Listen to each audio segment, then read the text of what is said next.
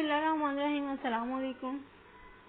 ہم نے اس کے پہلے 5 اشعار جو ہیں وہ تشریح نقطہ نظر کے حوالے سے دیکھ لیے ہیں۔ آج ہم اس کا 6واں شعر جو ہے وہ دیکھیں گے۔ آہ معلوم نہیں ساز سے اپنے شب و روز، لوگ جاتے ہیں چلے سو یہ کدھر جاتے ہیں۔ شب و روز دن رات جو ہے آنا جانا لگا رہتا ہے۔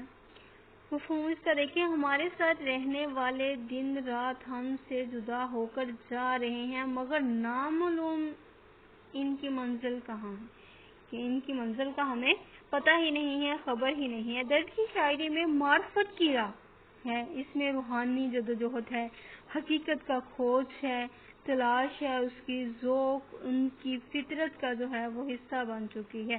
ان کی شاعری میں بھی سوالیہ انداز ہے، وہ مشاہدہ عالم سے لطف اندوز ہوتے ہیں۔ ایک صوفی شاعر کی طرح وہ حقیقت کی گہرائیوں تک پہنچنا چاہتے ہیں۔ انہوں نے انسان کا اس دنیا میں آنے اور پھر واپس جانے کا مضمون جو ہے وہ سوالیہ انداز میں باندھا ہے کہ معلوم نہیں یہ جو لوگ میرے ارد گرد میں یہاں کہیں چلتے پھرتے ہیں، پھر ان کو دیکھنے کے لیے آنکھیں ترس جاتی ہیں۔ ایسے ہے کہ لوگ چلے جاتے ہیں، نظروں سے جو ہے وہ اوجھل ہو جاتے ہیں، لیکن معلوم نہیں یہ لوگ چلے کہاں جاتے ہیں۔ ڈھونڈنے سے بھی ان کی جو ہے وہ کوئی خبر نہیں آتی۔ تو درد کہتے ہیں، درد کچھ معلوم ہے ہی، یہ لوگ سب کس طرف سے آئے تھے، کدھر چلے۔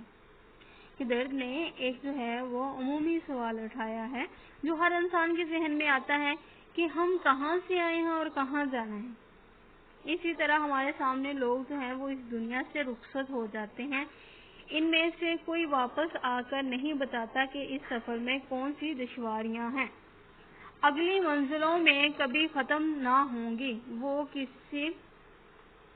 کیسی ہیں، وہاں انسان کو کن مشکلات کا سامنا ہے یا وہاں کیا آسائشیں حاصل ہیں۔ مفتی یہ کہ ہر انسان جو ہے وہ اسرار حیات جاننا چاہتا ہے۔ اسی طرح جو ہے وہ شاعر نے بھی اس کے بارے میں بات کی ہے۔ آخری شعر ہم دیکھتے ہیں، تا قیامت نہیں مٹنے کا دل عالم سے، درد ہم اپنے عوض چھوڑے اثر جاتے ہیں۔ تو اس میں عوض بدلے میں شاعر کہتے ہیں کہ قیامت تک لوگوں کے دلوں پر ہماری شاعری کا اثر رہے گا۔ اس میں شاعرانہ تلّی سے کام لیا گیا ہے۔ شاعر اپنی ایک قسم کی کہہ لیں کہ تعریف بھی کر رہا ہے کہ ہمارے پاس اس دنیا میں ہمارا کلام جو ہے وہ قیامت تک لوگوں کے دلوں سے نہیں مٹے گا، کیونکہ اس کا اثر جو ہے وہ ہمیشہ رہے گا۔ اس میں جو ہے وہ بتایا گیا ہے کہ دنیا کی محدود زندگی ہے۔ شاعر یہ بھی کہنا چاہتا ہے کہ دنیا کی زندگی جو ہے یہ مختصر ہے، اس میں انسان کو کوئی ایسا کارنامہ سر انجام دے دینا چاہیے، کوئی سر انجام دے کے جانا چاہیے کہ اچھے الفاظ میں یاد کیا جائے، کہ جس کی بنا پہ دنیا اسے اچھے لفظوں میں جو ہے وہ یاد رکھ سکے۔